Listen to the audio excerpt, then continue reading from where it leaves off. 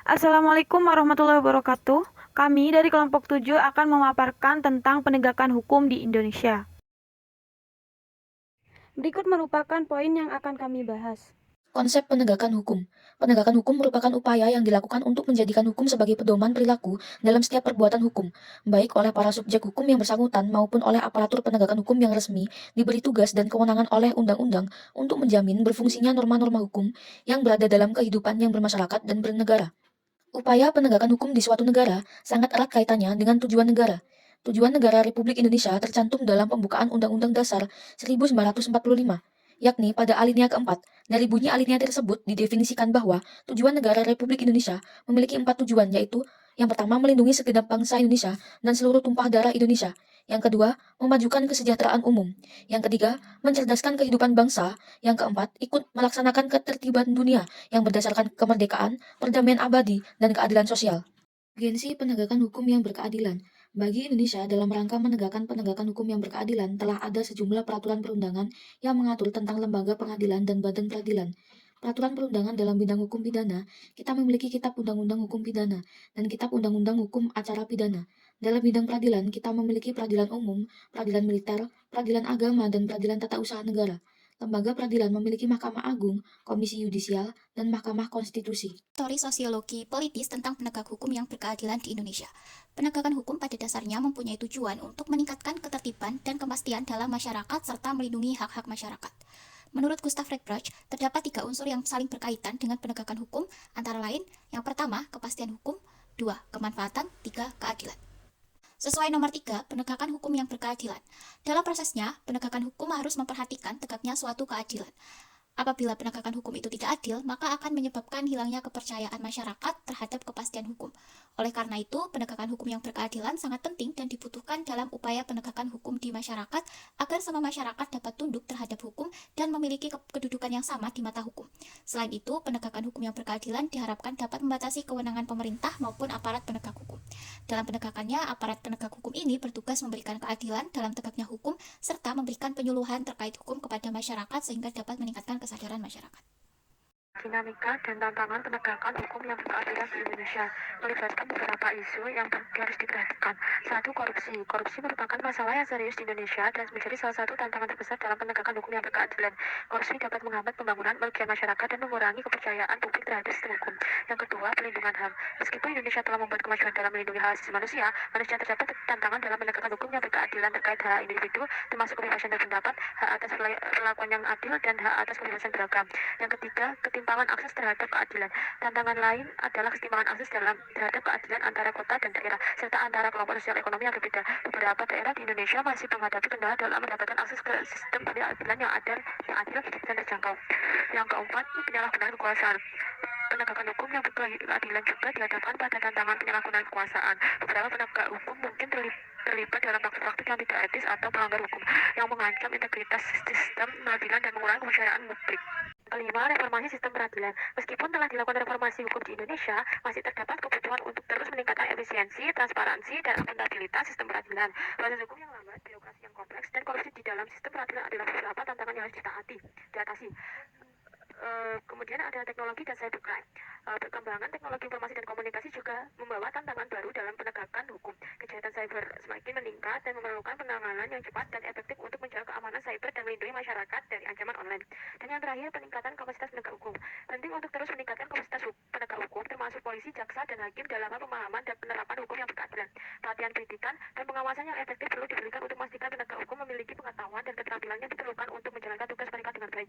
Esensi dan urgensi penegakan hukum yang berkeadilan Indonesia.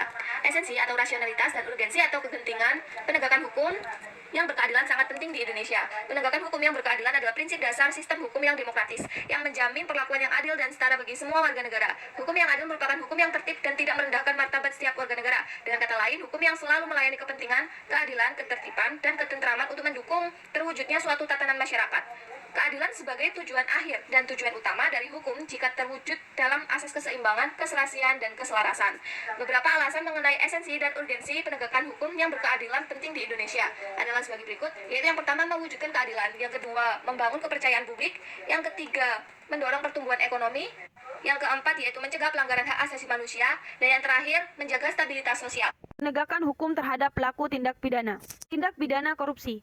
Korupsi merupakan suatu perbuatan atau suatu tindakan yang tidak bermoral dan tidak pantas yang dilakukan oleh kalangan penguasa dan pejabat daerah maupun pusat, yang mana bertujuan untuk memperkaya diri sendiri maupun kelompok. Berdasarkan hasil survei The Political and Economic Risk Consultants Press pada Januari sampai Februari 2005, Indonesia berada pada peringkat pertama sebagai negara terkorup di Asia.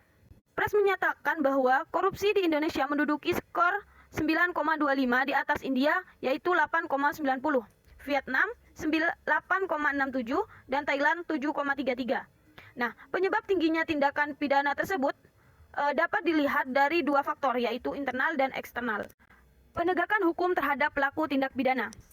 Nah, dalam memerangi tindak pidana korupsi, diperlukan penegakan hukum yang tegas, konsisten, dan juga terpadu. Penegakan hukum yang konsisten ini sangat penting bagi terwujudnya pilar-pilar keadilan dan kepastian hukum. Pilar-pilar keadilan dan kepastian hukum merupakan fondasi utama berdasarkan proses demokratisasi. Demokratisasi merupakan salah satu prinsip dari tata kelola pemerintahan yang baik, sebab demokratisasi membuka ruang bagi masyarakat untuk turut berpartisipasi dalam penyelenggaraan negara. Selanjutnya, penegakan hukum yang konsisten dan terpadu juga akan membawa kemanfaatan bagi masyarakat, yaitu timbulnya efek jerah, sehingga dapat mencegah seseorang yang hendak melakukan korupsi. Kemudian manfaat lainnya ialah tumbuhnya kepercayaan masyarakat terhadap upaya penegakan hukum dan aparatur penegak hukum, sehingga dukungan masyarakat terhadap lembaga penegak hukum akan menguat. Selanjutnya, lembaga penegak hukum tindak pidana korupsi. Lembaga penegak hukum dalam memerangi tindak pidana korupsi yaitu KPK, Kepolisian, Kejaksaan. Dalam ketiga lembaga tersebut merupakan penegak hukum yang memiliki wewenang yang sama secara garis besar, yaitu untuk melakukan penyelidikan, penyidikan, dan penuntutan terhadap pelaku tindak pidana korupsi. Hal inilah yang menyebabkan ketiga institusi mempunyai hubungan kewenangan dalam tindak korupsi di Indonesia. Baik, selanjutnya optimasi pemberantasan korupsi. Pemberantasan korupsi dapat diterapkan dalam aspek-aspek berikut. Pertama, peningkatan integrasi dan etika penyelenggaraan negara. Kedua, pemantapan dan percepatan reformasi birokrasi. Ketiga, penguatan budaya anti korupsi masyarakat. 4. Penegakan hukum yang tegas, konsisten, dan terpadu.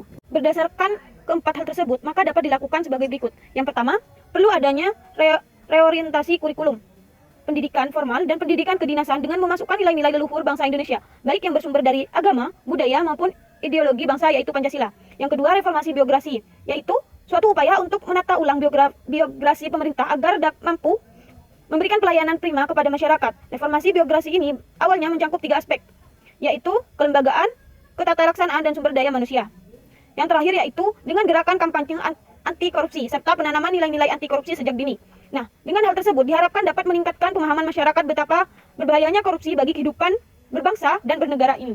Kesimpulannya adalah penegakan hukum merupakan upaya yang dilakukan untuk menjadikan hukum sebagai pedoman perilaku dalam setiap perbuatan hukum, baik oleh para subjek hukum yang bersangkutan maupun oleh aparatur penegakan hukum. Jika diwujudkan dengan asas keseimbangan, keserasian, dan keselarasan, esensi dan urgensi penegakan hukum yang berkeadilan di Indonesia merupakan bagaimana cara untuk mendapatkan hukum yang tertib dan tidak merendahkan martabat warga negara.